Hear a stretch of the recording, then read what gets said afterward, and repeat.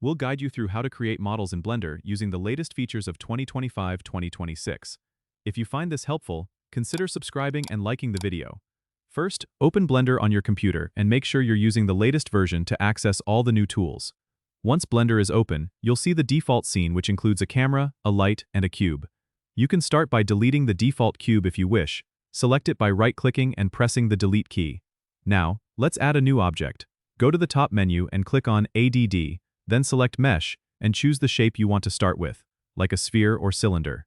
If you're modeling something specific, you might want to start with a shape that closely resembles your final model.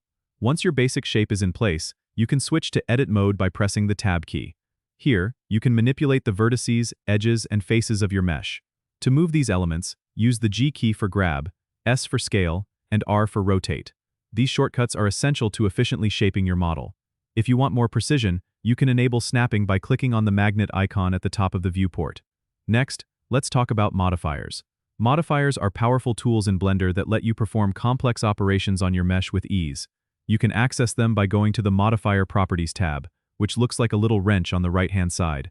Popular modifiers include Subdivision Surface for smoothing, Mirror for symmetrical modeling, and Boolean for combining or cutting shapes. To apply a modifier, just click ADD Modifier and select the one you need.